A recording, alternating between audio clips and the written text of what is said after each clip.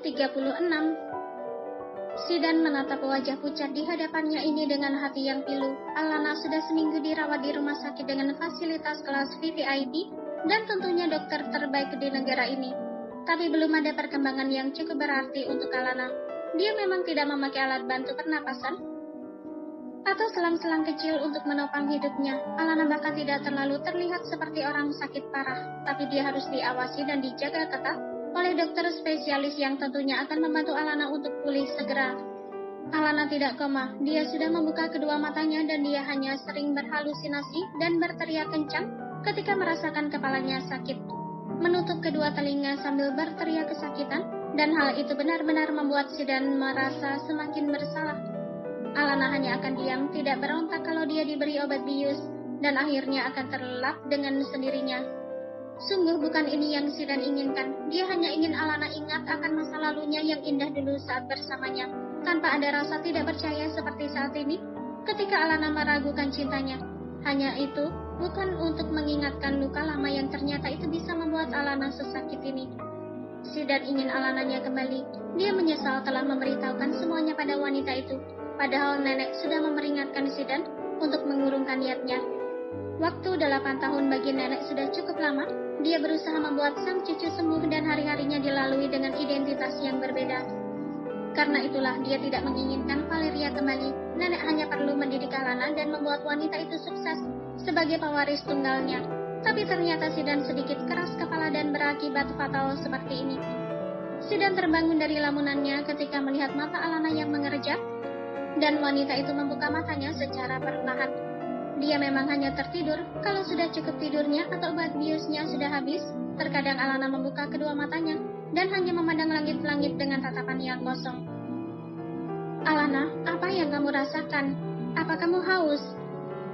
Tanya Sidan mendekatkan tubuhnya ke ranjang pasien dan menggenggam tangan wanita itu kemudian mengecupnya lembut.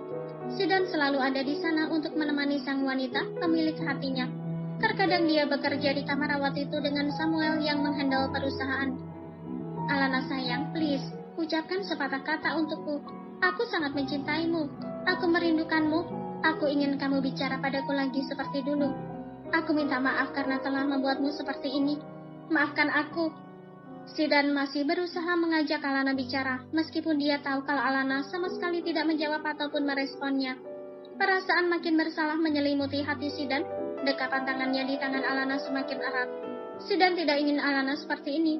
Sidan hanya ingin Alana mau merespon ucapannya. Alana merasakan tangannya sedikit sakit karena genggaman di tangannya terasa semakin kuat.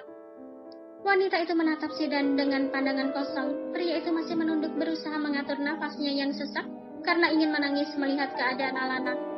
Alana merasakan ada sesuatu yang hangat di hatinya ketika melihat bahu Sidan yang nampak bergetar. Setelah beberapa detik, ia kemudian mengalihkan pandangannya ke segala arah, memindai dan menyapu seluruh ruangan itu. Seakan-akan dia belum pernah melihat ruangan itu sebelumnya. Apa ini rumah sakit?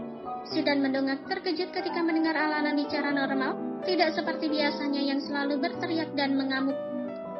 Alana, apa kamu bisa mendengarkanku? Tanya Sidan memastikan. Pria itu pun mengusap matanya cepat, berusaha menghilangkan jejak air mata yang tertinggal di sana.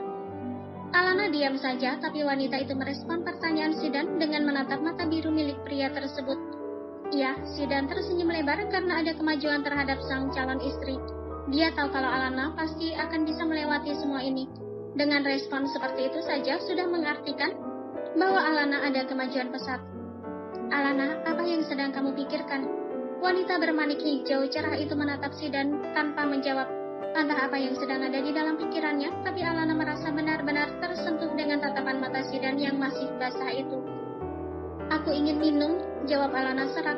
Ya, tentu saja suara Alana serak dan berat, karena wanita itu suka sekali berteriak akhir-akhir ini, dan itu berhasil membuat suaranya hampir habis. Minum? Ah, baiklah, aku ambilkan, pekik Sidan bahagia.